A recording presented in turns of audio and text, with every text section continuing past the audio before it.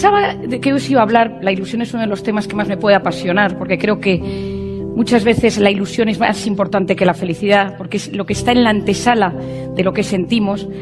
Empecé con una anécdota que me parece que puede ayudarnos a entrar en este mundo. Ya que hoy vamos de citas, y que Arturo lo ha citado también, empezamos con Kennedy. Cuentan, no sé si será verdad o no la anécdota, pero la he leído en varios lugares, que en el año 1961 el presidente Kennedy fue a las instalaciones de la NASA y fue saludando a todas las personas que estaban por allí, a los informáticos, a los ingenieros, a los financieros. Les decía, les saludaba: yo soy el presidente, ¿qué hace usted aquí? Y en un momento dado se encontró con una persona que estaba limpiando en uno de los pasillos. Se paró, le saludó y le dijo: hola, soy el presidente, ¿y tú qué haces aquí? Y él le contestó: yo ayudo a que el hombre llegue a la luna. El presidente se quedó impresionado y muchas veces cuentan, repetía esta anécdota. ¿Por qué? Porque la NASA tiene un enorme interés en que la gente que trabaja para ellos sepa que trabaja en algo más grande que su simple labor. Yo creo que hoy en día la motivación, el gran reto del siglo XXI es conseguir que los jóvenes encuentren una verdadera motivación en la vida. Porque cada vez cuesta más. Parece que el mal humor se ha convertido en una profesión. Parece que cada vez cuesta más ilusionarse, sonreír, y que todo nos preocupa, todo es un drama, nada nos ilusiona. Y tenemos que conseguir recuperar eso.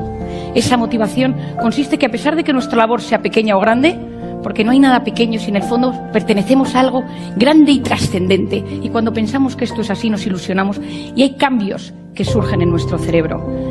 Leí hace unos meses una frase que me pareció impresionante. Hay una obsesión por meterle años a la vida, y lo que hay que hacer es meterle vida, pasión e ilusión a los años. Siempre educar ha sido complicado. Pero yo, que llevo ya unos años en el mundo leyendo sobre el mundo de la educación, ahora con hijos que están en el colegio, uno se va dando cuenta que cada pocos años uno se tiene que adaptar al cerebro de los alumnos que tiene delante. Porque el cerebro, las ilusiones, las emociones, el organismo de esos estudiantes se va transformando con el tiempo. Hoy en día es complicado. ¿Por qué? Porque estamos creando una sociedad que se ha convertido en adicta a experiencias vibrantes. Somos drogodependientes emocionales. Nos movemos por emociones. El consumo de esas emociones es incesante porque la oferta es enorme. Existe la gratificación instantánea, que va a base de dopamina en el cerebro. Quiero esto y lo consigo, lo quiero y lo tengo ya, lo que nos está llevando a una enorme sensación de frustración y vacío. Y esto los especialistas lo estamos viendo en nuestras consultas constantemente. Esa sensación de tristeza, de apatía, de falta de energía está llegando a la mente de muchísimas personas, y en especial en los jóvenes, porque su cerebro es profundamente vulnerable en esas edades. Vosotros, grandes profes, tenéis una gran labor y un gran reto. Yo lo dividía en dos partes. El primero, hay que volver a enseñar a los jóvenes, a los niños, o enseñarles de cero a tener un pensamiento crítico. Es decir, nunca hemos tenido tanto acceso a la información y nunca hemos sido más vulnerables al engaño. Nos llega muchísima información constantemente. Los niños reciben demasiada información por sus sentidos y no saben filtrar lo que es bueno de lo que es malo, y se quedan con lo que es emocionante, con lo que genera esa sensación, esa emoción interna intensa que a veces no tiene por qué ser la verdad. Hay que enseñar a pensar, hay que enseñar a hacerse preguntas. Decía Einstein, lo importante es no dejar de hacerse nunca preguntas. Y el segundo gran reto es recuperar la ilusión.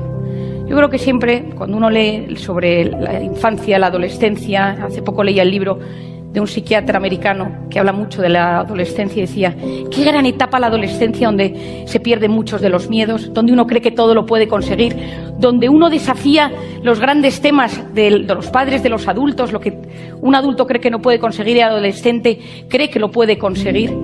Pero hay que recuperar esa ilusión.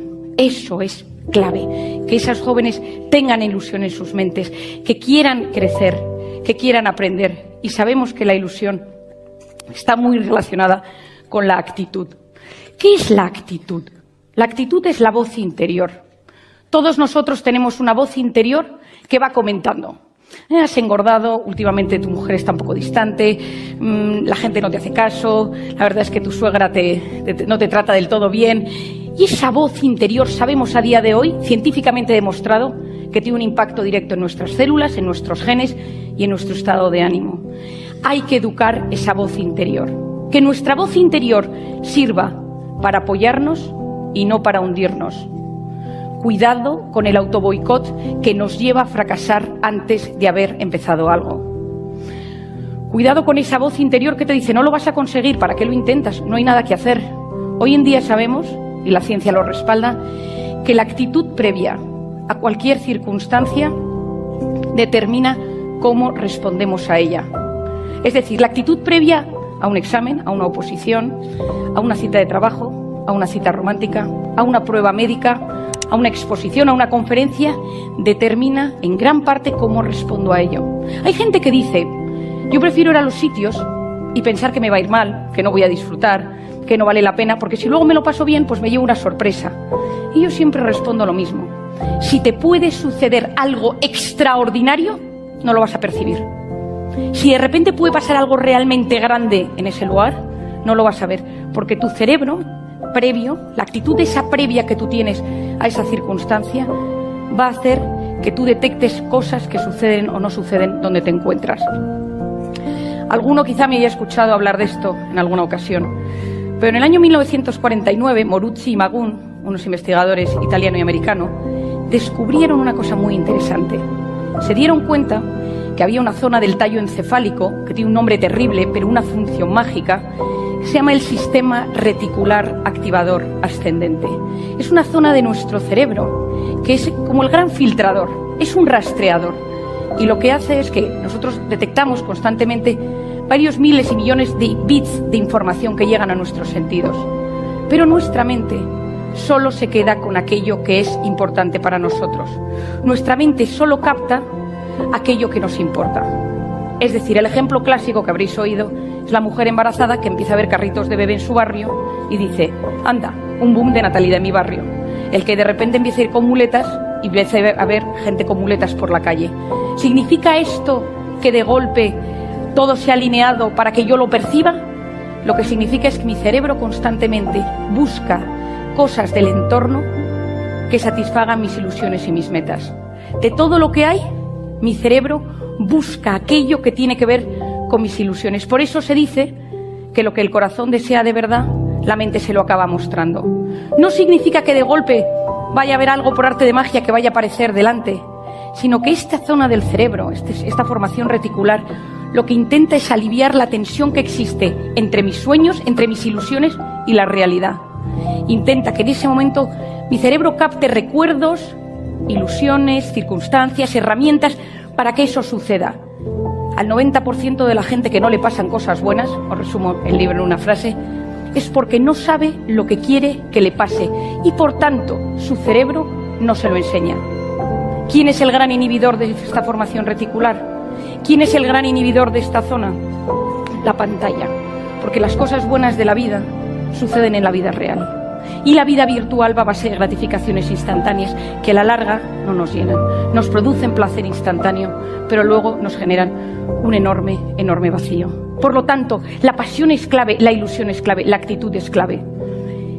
Hay una psiquiatra suizoamericana que se llama la doctora Elizabeth Kubler-Ross, que se dedicó a investigar a la gente al borde de la muerte.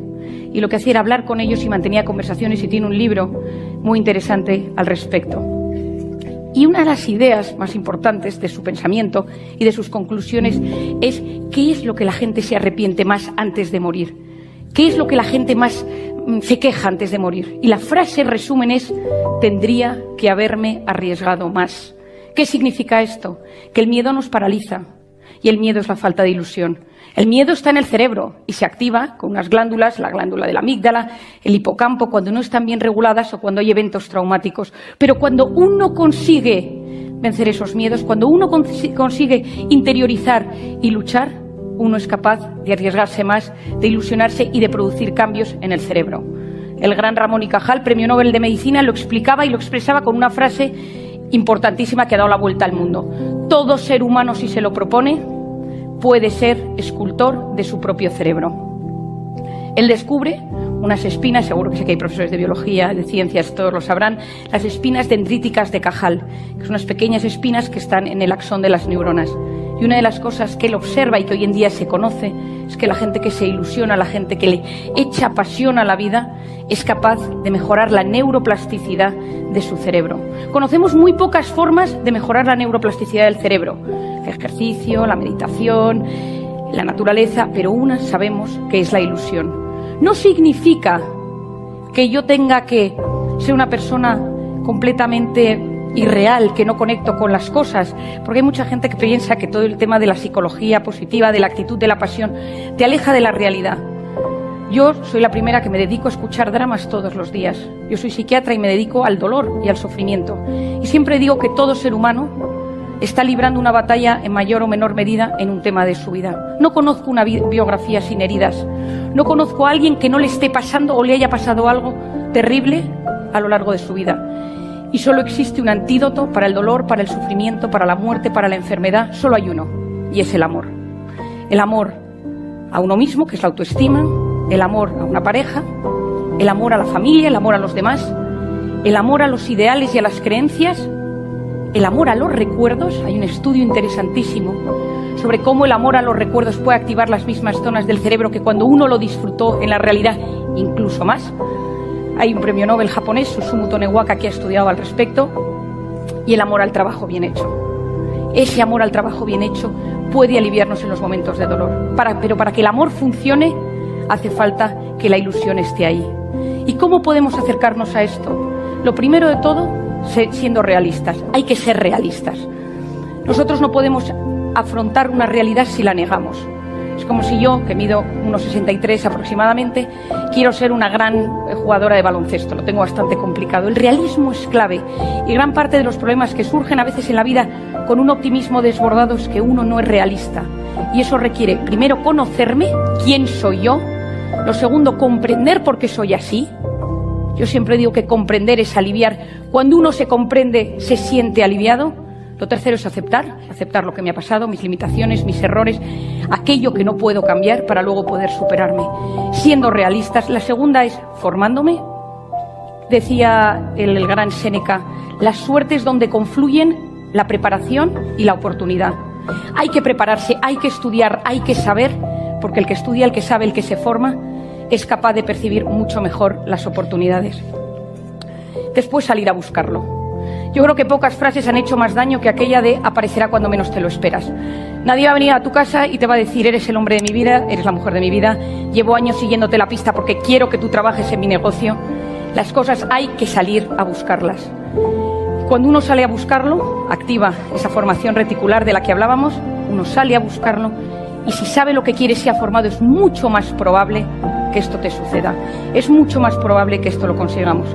Y la cuarta es tener un modelo de identidad en la vida, o varios. Es decir, ¿a quién me quiero parecer? Leer vidas de personajes auténticos, de la historia, de lo que sea, de mi profesión, de lo que a mí me gusta, pero tener modelos a los que seguir.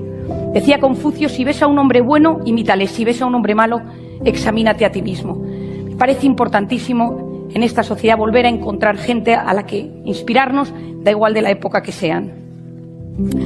Siempre digo que en esta vida podemos estar en modo alerta, en modo supervivencia, que me haya leído en modo cortisol elevado, es decir, cuando estamos estresados, cuando nuestro cerebro está bloqueado por la cantidad de cosas negativas que nos suceden, porque estamos librando esa batalla de la que hablábamos.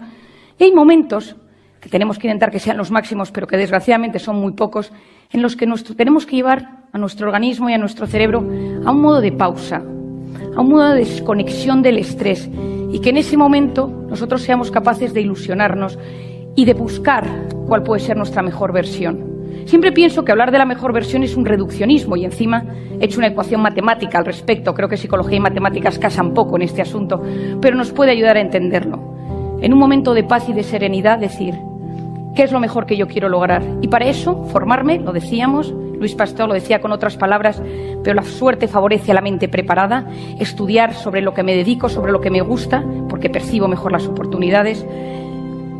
La voluntad es la capacidad de posponer la recompensa en una sociedad que hablábamos que todo es gratificación instantánea, chispazos de dopamina, lo quiero todo y lo quiero ya. Decirle a mi cerebro de vez en cuando, esto ahora no. Y te voy educando porque si no luego tengo una gran frustración. La tercera, tener un proyecto de vida, propósito, el ikigai que hablan los japoneses, Es decir, que yo en mi vida tenga una meta, unos objetivos, no tienen que ser obsesivos, que si no los consigo, pero saber hacia dónde me dirijo. Decía también Séneca, no existe viento favorable para quien no sabe a dónde va. Es decir, hay que saber hacia dónde nos dirigimos para que esa formación reticular y nuestras ilusiones se alineen. Y todo ello multiplicado por la pasión. La pasión multiplica y el resto suma. ¿Qué es la pasión?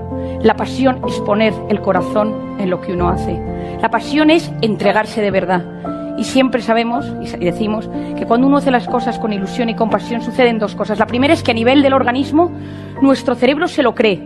Nuestro organismo se lo cree y esto tiene un impacto en las células, tiene un impacto en el cerebro. Si tú vas de optimista por la vida, tu cerebro se lo empieza a creer.